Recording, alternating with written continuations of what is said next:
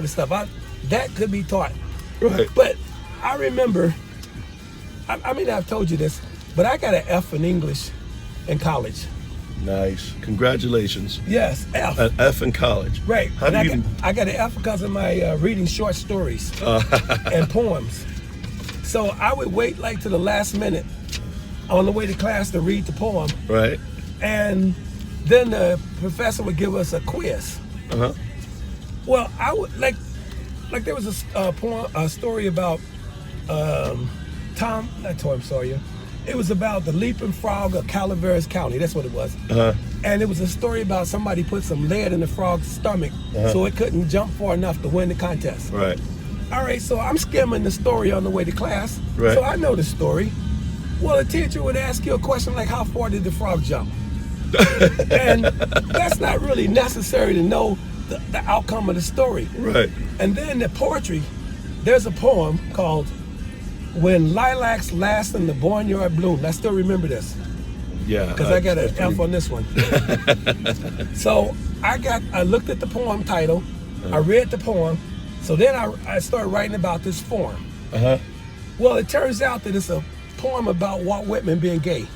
Ah. Well, you could have just written, say Paul He's Whitman was gone. gay, Right. and then move on to some math like 2 + 2 is 4, or your timetables, right? So I'm saying this is like not. It's not relevant. Right. It's not relevant. So- And you're you are a right brain person. Numbers. I'm just saying, I don't want to know, like when you read these stories and the ocean is going out to the water, that means life is leaving. Who says, or when the ocean is coming in, life is coming in? Who says? And why isn't there one poem where the author, the poet, sat down and wrote exactly what he was meant? thinking. Yeah. And then like in my freshman year, they would give you a poem like Tree. I think that I've never seen something like Oh, yeah. right? Tell you to go write 5,000 words. Woo! Yeah. So I would go off to the dorm. Uh-huh. I start writing, and after about 2 hours, I would count my words. I would have about 300, and there would be like A's and W's and N's, and I would count those as words. Yeah. So, but after I spent a whole day doing the poem, Right. I've got about 500 words, and they've told you to write 5,000. Yeah. I look. You said I know you're angry about this whole English thing, so I get it. Right. And your mom was an English major. Shakespeare literature and masters. Shakespeare and literature major, right? Yeah. So we probably had some issues when we didn't know it. Yeah. Well, if you didn't know they were coming down the pike, Well, eventually.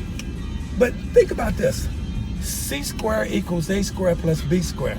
That's like music to your ears, isn't it? That's Pythagorean's theorem. Yes. We all. Right? Yeah. And like sometimes when I'm riding down the road, math formulas come to my head, and they're so balanced, and I can see you spending your time on math formulas. Like say for instance, you're trying to lay some carpet, Right. and you don't have a square. Well, all you have to do is say, okay, I'm gonna get a piece of string 1 to 3 feet, 1 4 feet, 1 5 feet. And if you lay them out in that corner and they make the ends touch, Right. you have a square. You have a square. Because C squared equals A squared plus B squared. Yeah, you got this down, man. Right? So, and if you guys remember, when you guys were younger and I played Tournament Scrabble, Yes. I thought, because Ed and I, he had just gotten cut by the Bears, Uh-huh. and I had stopped playing with the farm team of the Chargers. So we still had our competitive spirit, so we started playing Scrabble. Right. Oh, yeah, I remember that And- even at a young age. And we would play Scrabble for 12 hours a day. So I thought nobody